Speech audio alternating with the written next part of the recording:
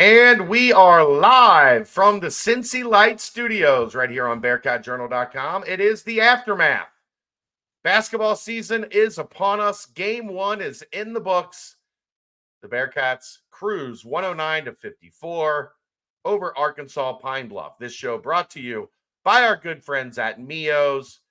They're giving away a cooler Thursday night, Aaron, for the Thursday night game, Bengals at Ravens. So if you're up and around campus, want to watch the Bengals game, stop by, see our friends at Mio's, get registered to win I think it's a Yeti cooler. I'm waiting on confirmation on that. I should have a text here shortly, but they are your one-stop shop for everything delicious pizza. Got great steak hoagies, great sandwiches, some pasta, deep dish pizza, thin crust pizza. I love the pretzel bites. So, and you know what else they have, Aaron? Cincy Light. Cincy Light, that's right. So you can support multiple sponsors at the same time if you stop in at Mio's. Anytime you're up on campus, and like I said, Thursday night, stop in. They're giving away a cooler. All right, let's get this show on the road, Aaron. The Bearcats a little sluggish out of the gate. Are you going to take the thing down? Sorry, I was writing the tweet. I got to put like 17 acts in these tweets now. Bananas. That's how you get paid. So I understand. I understand. I get it. I'm just saying, spitting multiple plates.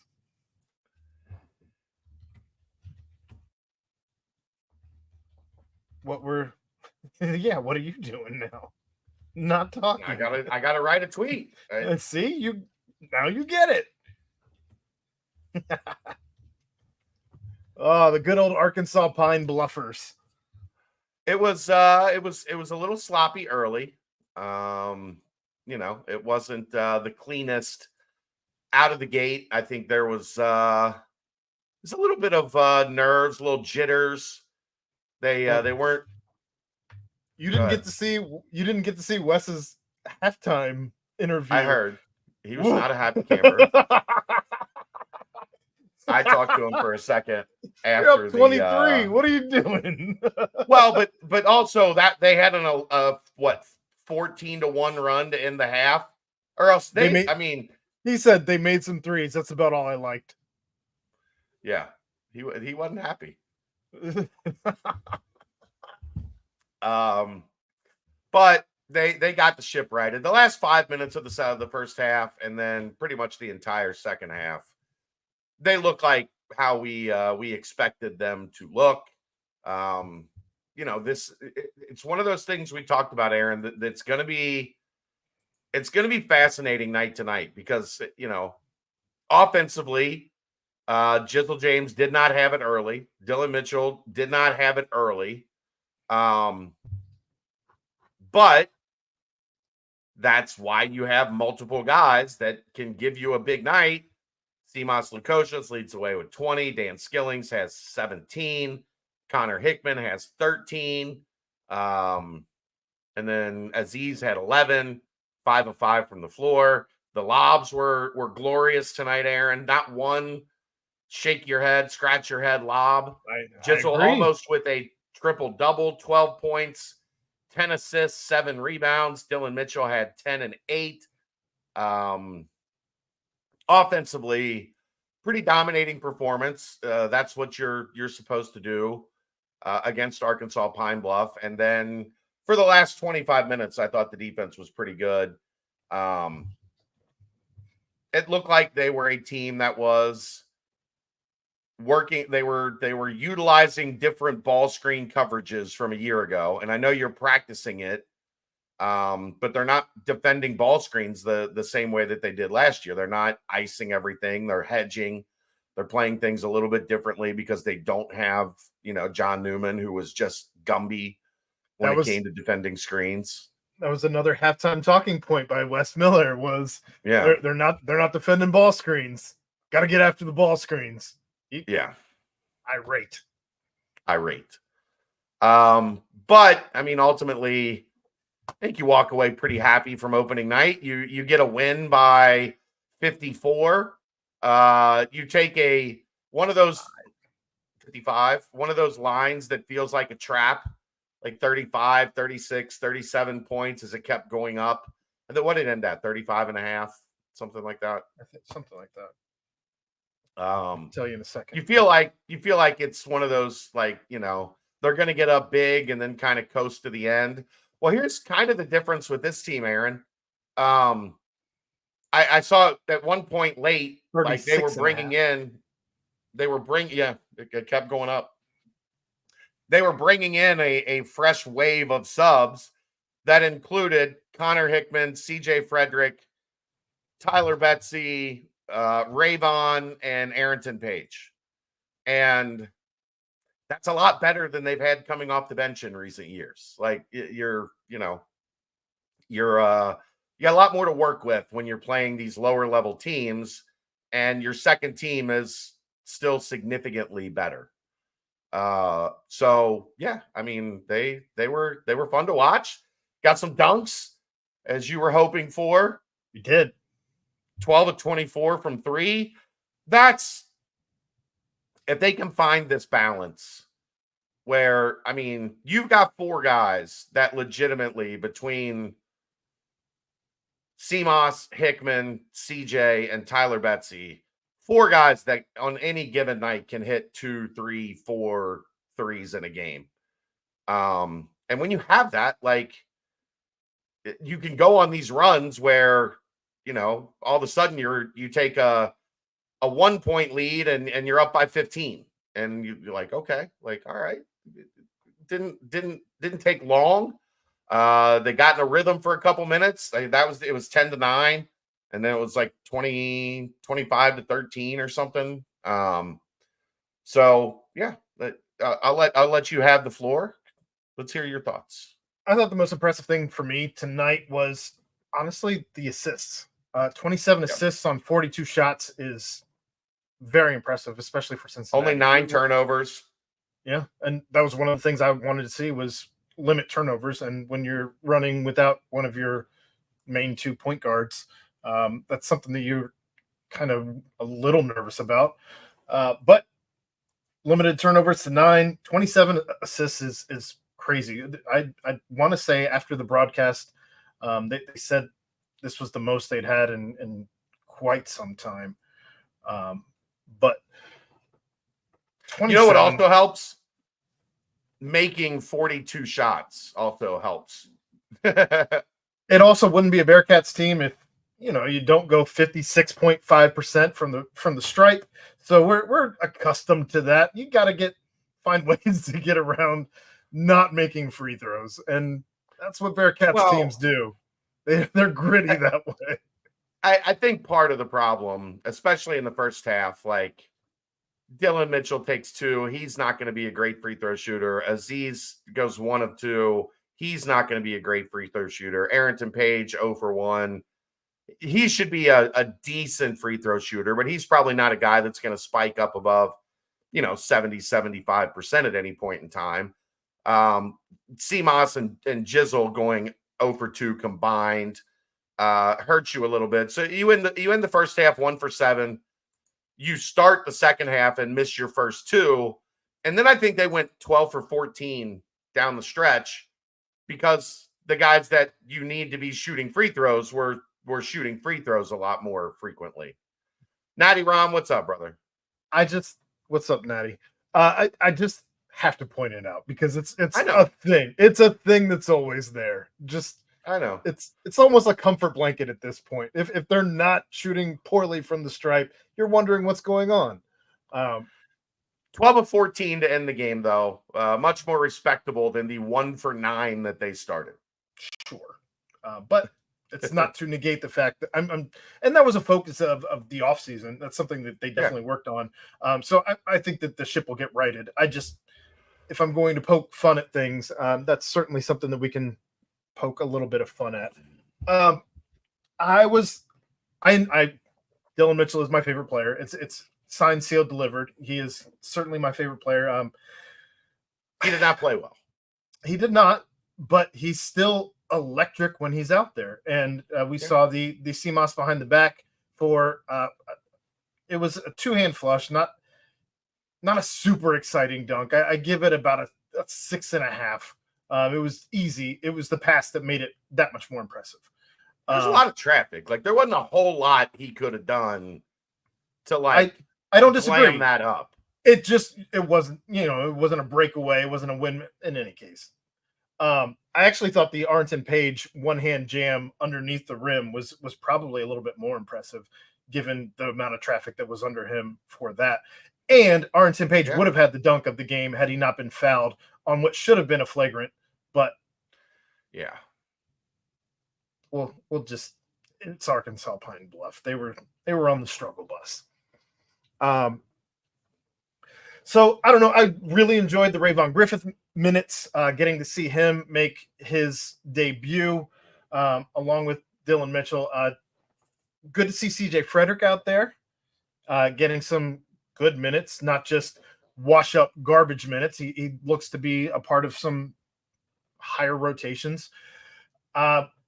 Certainly enjoyed the Tyler Betsy minutes. I think he's going to be, somebody said it in the chat already. Matt said Tyler is going to be special. We all thought the same thing watching that kid play some minutes. And his shot is just pure. And he missed one. Good. He missed one and still wasn't afraid to go back for it. He didn't let the moment get too big for him. Just forgot about it and moved on. So I really enjoyed watching that kid run around. We did get to see Zealot make his debut. The Frenchman. Zella, I think. Or we're dropping the T. Look, I think the French T is silent. The French do some weird things out there. We know that the D is silent. The T is silent. Just we're apparently just going with the middle five. So that's fine. You drop the first and last. Yeah, whatever. The French have their own rules. Look, and they probably look at the Americans because our language is absolutely crazy as well. So I don't know. Arlington Page had good men. All the guys making their debuts, we kind of got to see it wasn't just lip service. It wasn't just us being sold on the goods, and it wasn't on a lemon. Or anything like that. It was as it was told. Advertised, Yes. So I don't know. I was thoroughly impressed. You hit 109. First time in an opener, I think they said since the 17-18 season. First time you hit 100 since 22 against Miami. So well done. I think the thing that's important with Dylan, I think it's going to take a little bit of time. This team doesn't play a ton in isolation. And I think you could tell he's kind of used to that with how he would catch, do the little dribble spin, get the guy on his hip, and try to back him down. And that you didn't see the ball stop a lot. And I think when he does that, the ball kind of stops a little and everybody kind of gets a little stagnant and stands around. I think you want that. You want him to be able to do that because he's going to have smaller guys on him, guys that aren't as athletic as him. You want that to be part of his game, but you don't want it to be something he relies on. And he relied on that, I thought, a lot today, especially in the first half. And then not as much. He got a little bit better in the second half, just kind of playing in the flow of things. And I think that's why you score more points. That's why the ball's popping more in the second half. Yeah. That's why you're making those extra passes and getting some of those cleaner looks. So I don't know. I mean, I think he probably had some jitters though in the first half as well. This was again another guy with a debut, and he's played in this. He's talked about how this arena was electrical when he was here with Texas. He said it again in his post-game presser with Kelsey Conway, or his post-game interview with Kelsey Conway. He was talking about how they feed off of this energy, and it didn't seem like the typical just player talk. He's made multiple references at this point to how this Fifth Third Arena can be, and I think that this was a big deal debut for him. I think we make the t-shirts. Fifth Third Arena is electrical. That's fine. need somebody to come in and change a fuse or no, I just think that's something that he has been used to. Like if you watch Texas last year, the reason that they were so up and down is because they did play so much like the hero ball. Like they run a set to get the ball to a spot, and then when they get the ball to a spot, then that guy like goes to work. And this is a little bit more like, I think you saw it several times tonight where, the ball is just bing, bing, bing, bing, open guy. I was talking to my dad on the way home, and he was talking about that. He's like, man, there's a couple times that like the ball was humming. And I said, yeah, you remember those when the ball is humming and then the guy that catches it makes the shot. And then you're like, damn, they were passing the ball. When they missed the shot, which they did a lot last year, that memory doesn't stick in your brain that they moved the ball well. They passed too much. Why wasn't he taking the shot? Right. Why did it go to him? And why was Seamoss giving the ball up? Right. So, I mean, there's just a lot more firepower. And there are going to be nights that they don't make 10, 12 threes. And they're going to have to do it in different ways. But part of the focus was to get a little bit more skilled, to get a little bit more, I think at one point in time, they had a lineup that had Hickman, CJ, and Seamoss on the floor at the same time. And I know that's a little white for, the defensive and rebounding purposes, but it puts incredible stress on a defense when you have three guys that can shoot it at that high of a level. I mean, Hickman looked fantastic catch and shoot tonight. Like it was perfect. For whatever he had off on in that Ohio State game, he had working for him tonight. As he goes 5 of 6 for 13 points, 3 of 4 from 3, 4 rebounds, 2 assists, 1 turnover. Attacked the closeout and had the little acrobatic layup.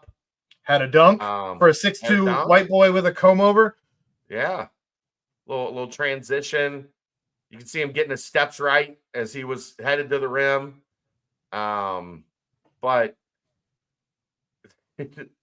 and we've never had that many white kids. I mean, when they shoot like that, I'm good with it. And the thing with Hickman is Hickman can defend. Like he can move his feet, he can slide. He's got the lateral athleticism, the lateral quickness. Seamoss looks improved, but you can't really tell against a Pine-Bluff team that didn't have a lot of pop offensively. But yeah, I mean, I think it does make you wonder, though. I think it does make you wonder what this team is going to look like as far as well as they pass the ball tonight. When you have a Day in there, also, how much I don't necessarily want to say better, but maybe more effectively you're going to be able to pass the ball. Yeah, I mean, the one thing I want to say, kudos to Jizzle, because he did not offensively, he was not on early. Like a lot of those little mid-range shots that he likes, he was not getting to fall. And instead of like forcing the issue, trying to shoot through it, he said, okay, I'll be the facilitator. And next thing you know, he's got a double-double with 12 points and 10 assists. If he's got that ability and he can find that balance of being aggressive offensively while still facilitating for others, like the sky is the limit for this team. If he can be, I don't expect him to get 10 assists tonight, but if he's a guy that gets 5-6 assists tonight, and he's going to be in double digits far more often than not, I think that just makes this team incredibly tough to guard, because where do you focus? Like what are you trying to take away? And what does that open up for the stuff that you're leaving behind? You know what I mean? Well, and you still have to honor that shot, whether he's on or not. You still have to honor that shot, because at any point in time, he could very well just start lighting it up from there. And a little later in the game, he did. He hit 2 or Correct. 3 in a row where he just pulled up and bang. And Page needs to be more aggressive. That's going to be a development thing. I'm gonna say this the nicest way possible. Andy Einfeld is not a great developer of talent when he was at USC last year. So that, from knowing people that have been in and around that program, nobody's ever talked about his ability to really get a guy better than what he got it. Now they could get really talented guys and have them go do their thing, but taking a guy like AP and elevating his skills was not something that is done under Andy Einfeld. So Wes has talked about this. He thinks Page is going to be a significantly better player in January than he is now because he's picking stuff up and he's still, the kid would have been a lot better off if he came here a year ago. Like he would be a lot farther along if he came. He might not have got mono. It's dangerous out there in LA. To live and die in LA. Maybe that's what Pac was talking about. It's the place to be. Yeah, I mean, he's got to get a little bit more aggressive, but that's going to come with trusting his development. Like he is still getting better and you don't trust it yet as that process is happening, but he's playing hard. His motor's running good. He's getting on the floor, diving for loose balls. He's blocking shots. So mad when he didn't get that one in the corner. Like, yeah, he wouldn't even take the hands of anybody to get up. He's slamming his fists on the ground. He's mad. So you like that. Yeah. Natty Ron, like I don't know a whole lot.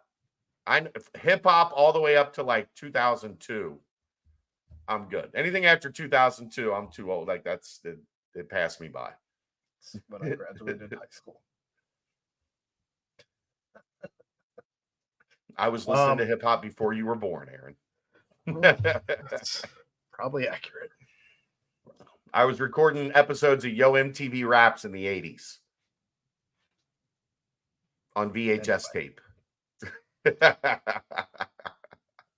Fab Five Freddy. What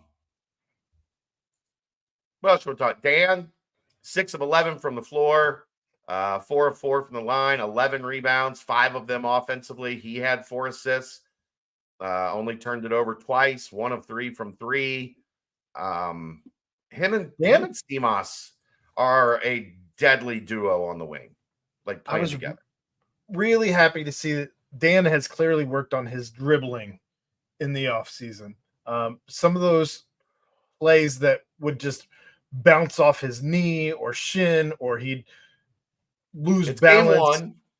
I understand, but look, I don't know that there wasn't a game where he wouldn't have had one of those wonky turnovers at, I won't say an inopportune time, but just it seemed that he's starting to find his best. He doesn't look like a wobbly giraffe out there, like a newborn giraffe anymore. It seemed that he had some balance that he's worked on, and just I don't know. Dan was everywhere. Somebody did say that. Creative Caster said Dan was everywhere on the court at times. Almost forgot how dynamic he is. You're right. He did seem, especially early on when I think he got every rebound for the first 8 minutes of the game. So Skillings was fun. He had a quiet 17, if that's a thing that can happen. Just a quiet 17, but going 4 for 4 from the line will help you accomplish that. Sure. Golf clap. The thing is, and I asked Stemos this at the end of the game, which he in the post game, he had a funny reply.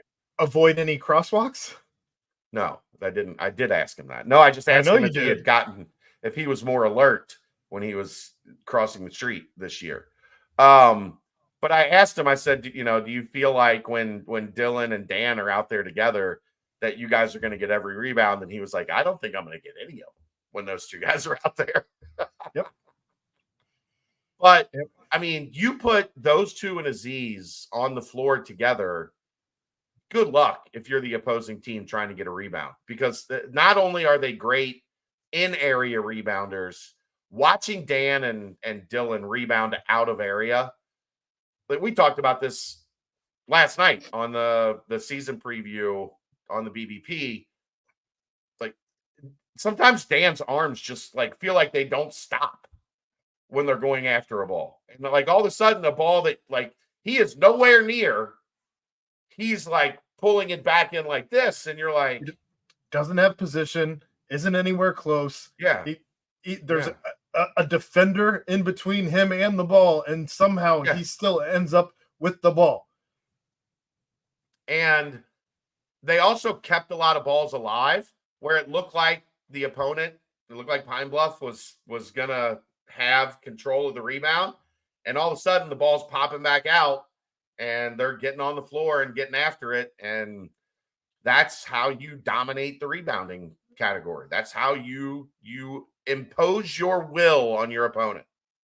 And Dylan Mitchell did in the in his interview with Kelsey Conway at the end, said that they were all playing hard in the second half because they were all trying to avoid another 3-hour film session. So don't get it twisted. Apparently that's the motivation, is to never have another 3-hour film session again. I like what he did. And I know people were getting a little jumpy about Ray not being in, but essentially what he did is he took that spot and he played Josh in that spot in the first half, and then he played Ray in that spot in the second half. And look, like you're going to see some of that in this early portion as they're determining what the roster, like what the rotation is going to look like.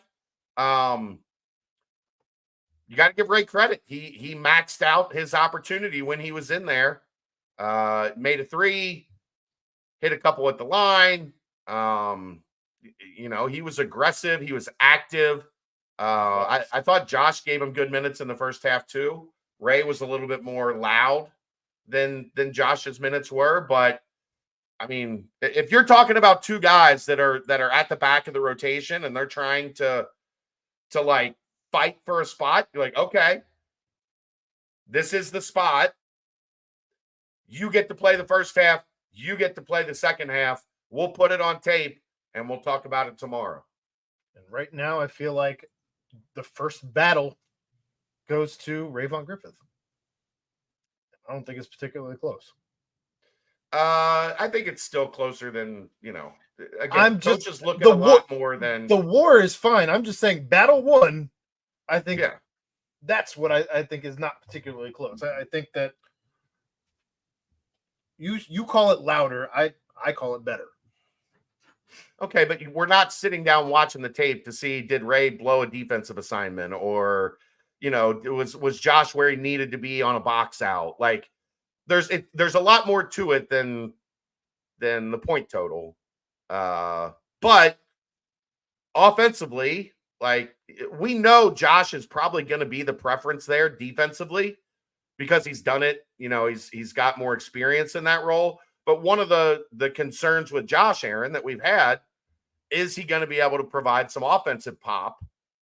Correct. And it looks like Ray is more than willing to come in and be that guy that's aggressive offensively in that role. Well, and so also it could come down to like night to night. What do you need? Do you need a guy to defend? Do you need a guy to score?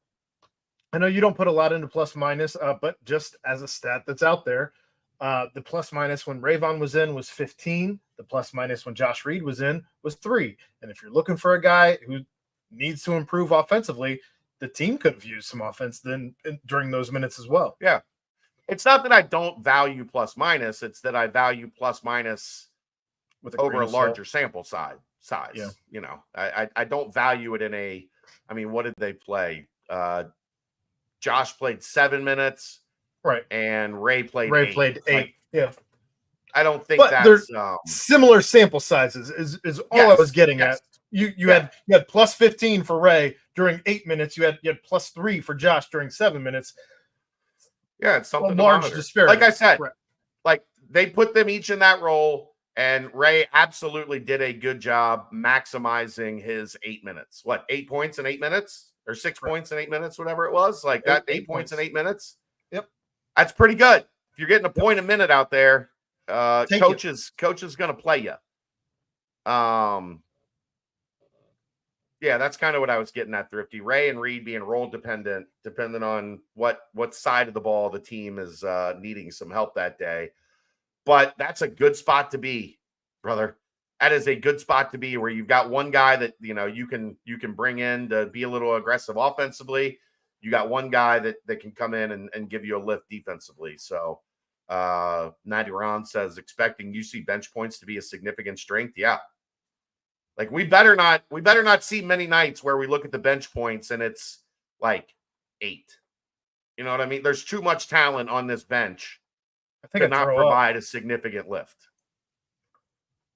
What, 39 tonight? 39 bench points? It's pretty damn good. Mm-hmm. Now, it's not going to be that all season. 18 of 25 layups, 9 of 9 dunks. I like that. And that's getting back to what you talked about last night. 9 dunks. 9.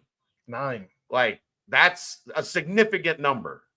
Normally, well, and it's not going to be 9 in a Big 12 game. But if you get, I wouldn't imagine 5-6 dunks in a Big 12 game, like that's going to significantly increase your percentages at the rim. Mm-hmm. I'm not breaking any, breaking news there, but layups 18 of 25, and a couple of those were early. Dylan and Jizzle both missed a couple easy ones at the rim that I don't think they're going to miss regularly. And I agree, Ron. 15, 20 bench points in the Big 12. I think that's about right. A lot of talk about Aziz. Especially we're scoring in that 70, 80 range. Yeah. In those Big 12. A lot of talk about Aziz in there as well. I thought he had a really good game. 5 of 5 from the floor. 8 rebounds. 4 blocks. A steal. His blocks were impressive, though. Like, yeah. The especially the blocks he was putting up against the backboard and just pinning the ball against the backboard. Well done, sir. Yeah. So, and that's going to be interesting to see, like, how much more they're comfortable funneling stuff to him, playing a little bit different in ball screen defense as they did a year ago. You're going to have some guys get downhill. And I think you're going to be comfortable at times saying, okay, you want to go right at the big fella at the rim? Like, good luck. Well, and good luck. You fixed the shitty lobs. Every lob that they threw him was within his radius. It wasn't just some garbage lob from like the same side of the rim that he's on or whatever. Like, I don't understand some of the passes they threw it to him at times last season, where he was not even in necessarily good position. They just thought that because you can throw it to an alien that he's just going to figure it out. But I thought every time they threw him a lob tonight, I thought he was in good position to go ahead and throw it down. The one-handed one was really, really pretty from Jizzle. Yeah. Who comes in for Aziz? Page. Arrington Page. And people, Arrington, not Arrington. There's no G. Arrington. I hear a lot of Arrington Page when people talk about him. It's Arrington. Look, we're all learning how to say these names at the same time. We got Zealot being pronounced Zella. So, Halvine Zella. Hopefully we get to see him a little bit more on Friday night. Anybody else you want to touch on? I think we've... Seamoss, if he can really continue to incorporate that little floater and get into the rim, along with the way he's going to shoot the 3 ball this year, I'm even more confident he's going to lead this team in scoring on a regular basis. Yeah. Like, he had a quiet 20. I'm here for these quiet big games from anybody. Yeah, 37 from Skillings and Seamoss, and of course a lot of that too is they scored 109. Right. Yeah. So 37 doesn't feel as heavy as it does in like a 78 point game that they scored 37 of your points. I'm just glad we didn't need 41 free throws to win by 9. I was a little surprised by that one. Those guys across town losing at halftime to Texas Southern. Yikes. They win by 9. UCF. Yeah, that's a big one UCF. for the Disney World felons. It also is a big Texas one for A&M. Let's not forget about the ramifications that has for the conference. Sure. You go knock off, like there's a lot of people wanted to say the SEC was better than the Big 12 this year. And one of the bottom teams, one of the teams, fighting in that lower middle of the Big 12 goes and knocks off one of the higher ranked teams in the SEC. So, and then they storm the court in Orlando. Love it. Good for them. Just be Did careful. Mikey Williams play? Just be careful storming the court down there. There's a lot of guys with some rap sheets down there. and then we get a good one here in 5 minutes. Is that when it starts? 5 minutes, something like that. Yeah, you got Baylor Gonzaga. It's not the Zogs, Aaron. It's Gonzaga. The Zogs. Go Zogs. The night managers played well tonight. Well, I mean, they had to get out of there. Like their shift started at 11. So they needed to get out of there by 9. Get things done. Wouldn't want to get Jermaine Burton storming the court down there. Ouch. Yikes. That guy's had a bad 4 days. Bucks and Chiefs tied with 27 seconds left. That's an interesting one. I got it on over here as the Chiefs try to come back. I don't know. I don't have a whole lot else.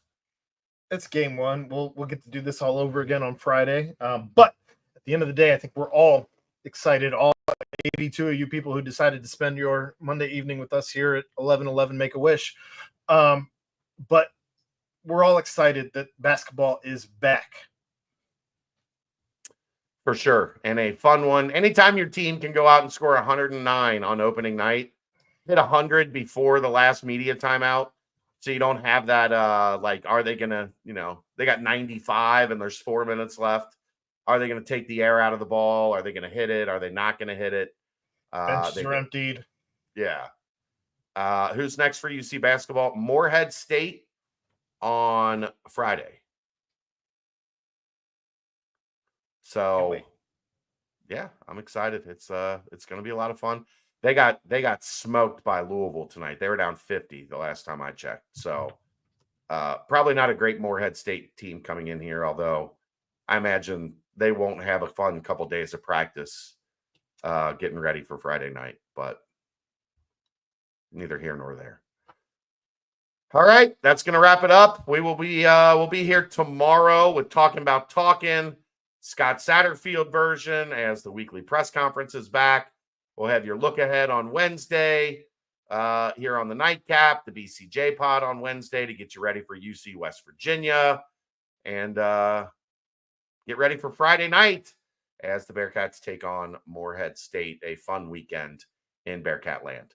Thanks to everybody for tuning in. Thanks to Mio's for being the title sponsor. Thanks to Cincy Light, as always, in everything that we do. We will see you. We'll see you soon. That is the Aftermath, brought to you by Mio's, right here in the Cincy Light Studios on BearcatJournal.com. See ya.